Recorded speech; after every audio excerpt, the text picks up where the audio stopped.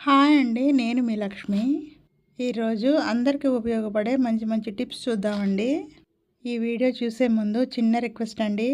ఈ వీడియో కనుక మీకు నచ్చినట్లయితే ప్లీజ్ ఒక లైక్ చేసి సబ్స్క్రైబ్ చేసుకోండి. ఫస్ట్ టిప్ అండి, మనం ఎక్కడికన్నా బయటికి వెళ్ళాలన్నా, లేదంటే ఏదైనా ఆఫీస్కి కానీ, లేదంటే ఏదైనా ఫంక్షన్కి కానీ వెళ్ళాలంటే సోప్ మొత్తం తీసుకెళ్తాం కుదరదు కదండి.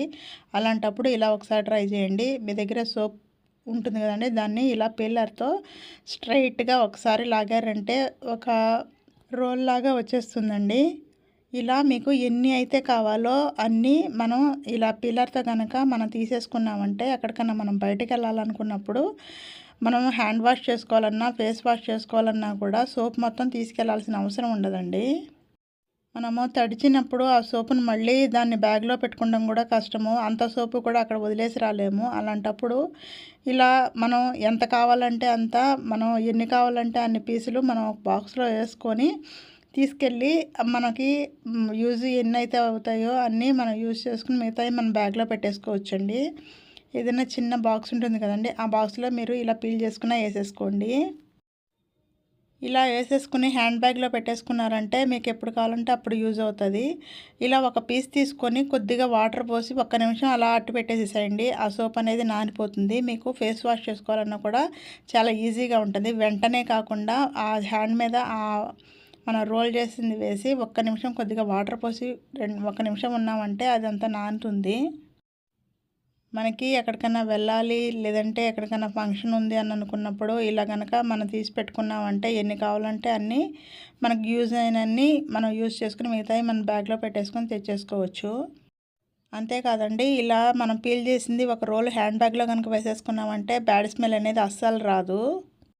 మన నెక్స్ట్ టిప్ అండి, ఇలా చాక్లెట్స్ లోపల మనకి స్టిక్కర్స్ అనేవి వస్తూ ఉంటాయండి. మన ఏదైనా బర్త్డే పార్టీకి కానీ, లేదంటే ఏదైనా బర్త్డేకి కానీ పిల్లలకి చాక్లెట్స్ అనేవి కొంటూనే ఉంటాము.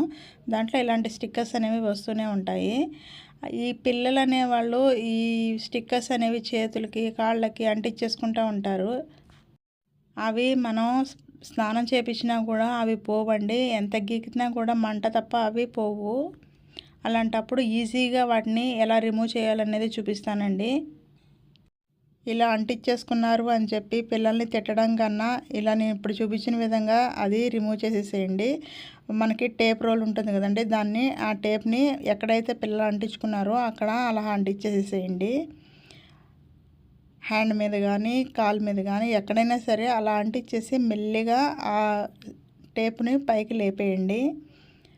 మొత్తం స్టిక్కర్ అంతా కూడా మనకి తెలియకుండానే అంతా వచ్చేస్తుందండి. దానికోసం అసలు కడగాల్సిన అవసరం కూడా లేదు. చూసారు కదండి, హ్యాండ్ మీద ఒక స్టిక్కర్ అనేది మరక కూడా లేదు. ఇప్పుడు మళ్ళీ ఇంకో హ్యాండ్ మీద చూపిస్తున్నాను చూడండి. ఇలా టేప్ రోల్తో మనకి ఎక్కడన్నా పిల్లలు అంటించేసుకున్నారు అనుకున్నప్పుడు వాళ్ళని తిట్టేదానికన్నా కూడా ఇలా తీసేసేసేయండి. ఈజీగా వచ్చేస్తుంది. అసలు వేసుకోకూడదు అంటాము, కానీ పిల్లలు అనేవాళ్ళు వినరు కదండి. అలాంటప్పుడు ఇలా తీసేసేసేయండి.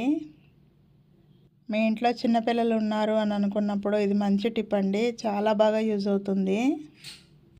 ఇప్పుడు ఆ టేప్కి అంటుకున్నది చూపిస్తున్నాను చూడండి, మొత్తం వచ్చేసింది. అక్కడ వరకు మీరు ఆ టేప్ని కట్ చేసేసుకున్నా పర్లేదు, లేదంటే కనుక మీరు దేనికన్నా వేసేసేయాలి బాక్స్కి అన్నప్పుడు ఆ స్టిక్కర్స్ ఉన్నా పర్వాలేదు అనుకున్నప్పుడు అలాగైనా సరే వేసేసుకోవచ్చు. మన నెక్స్ట్ టిప్ అండి, పిల్లలకి లిప్స్టిక్ అనేది వేస్తుంటాం కదండి, అది ఇప్పుడు ఎండకి కానీ, లేదంటే చెమటకి కానీ, కొంచెం సేపు ఉన్న కళ్ళు ఏదైనా తిన్నా కూడా మొత్తం పోతుంది కదండి. అలా పోకుండా ఎక్కువసేపు కనుక ఉండాలంటే ఇలా ఒకసారి ట్రై చేయండి. ఇప్పుడు మనకు పిల్లలకి లిప్స్టిక్ వేసేసిన తర్వాత టాల్కమ్ పౌడర్ ఉంటుంది కదండి, మనం ఫేస్కి రాసుకునే టాల్కమ్ పౌడరు, అది మనం ఫేస్కి రాసినట్టు ఆ లిప్స్టిక్ వేసిన చోట మామూలుగా పౌడర్ అనేది అప్లై చేసేసేయండి. కొంచెం ఎక్కువే రాయండి. కొంచెంసేపు ఆగిన తర్వాత అదంతా పోతుంది. మనం వేసిన లిప్స్టిక్ మాత్రం చాలాసేపు అలాగే ఉంటుంది.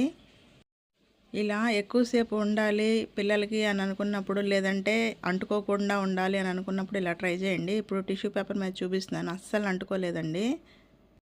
కాబట్టి అంత తొందరగా పోదు. మనం లిప్స్టిక్ వేసిన తర్వాత వెంటనే టాల్కమ్ పౌడర్తో కనుక పైన మామూలు పౌడర్ అప్లై చేసేసినట్టయితే అస్సలు పోదు. ఒకసారి ఇలా ట్రై చేయండి.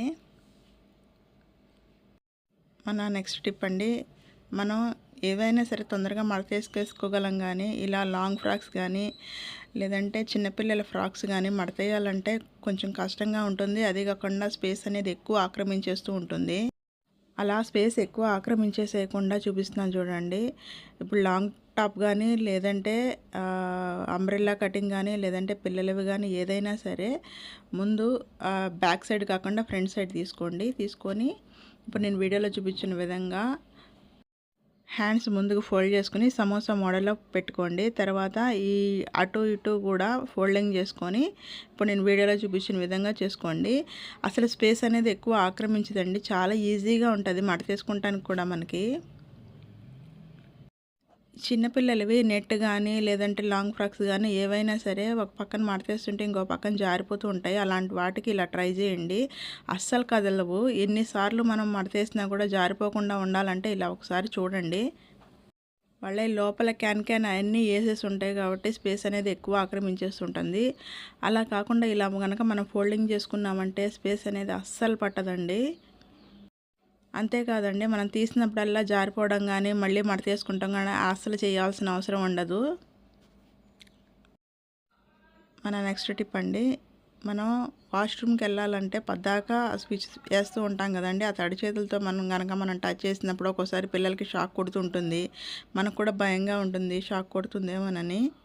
అలా కాకుండా ఇలా ఒకసారి ట్రై చేయండి. స్విచెస్ కూడా ఆ జిడ్డు అనేది అస్సలు అవ్వవు. మనం పద్దాకా ఆ స్విచ్ బోర్డు క్లీన్ చేసుకోవాల్సిన అవసరం కూడా ఉండదు. ఆ 4 వైపులా కూడా డబుల్ టైప్ టేప్ ఒకటి అంటించుకొని మీకు ఆ స్విచ్ బోర్డు ఎంతైతే లెంత్ ఉందో అంతవరకు ఒక కవర్ అనేది యాడ్ చేసుకోండి. ఎక్స్ట్రా ఉన్నది కట్ చేసేసుకోండి. ఒకవేళ ఫ్యాన్కి కనుక మీకు అది ఉంది అంటే కనుక అక్కడ చిన్న హోల్ చేసుకోండి, సరిపోతుంది. ఇలా స్విచ్ బోర్డుకి కవర్ వేసుకోవడం వల్ల ఆ స్విచ్ బోర్డ్ అనేది మరీ జిడ్డుగా అవ్వదు, షాక్ కూడా కొట్టదండి. చూడడానికి కూడా మనకి ఎప్పుడన్నా మనకి కవర్ పాడైందంటే మళ్ళీ ఆ కవర్ ఒకటి మార్చుకుంటే సరిపోతుంది. మనం తడి చేతులతో స్విచ్ చేసినా కూడా ఇంకా ఏమి అవ్వదు.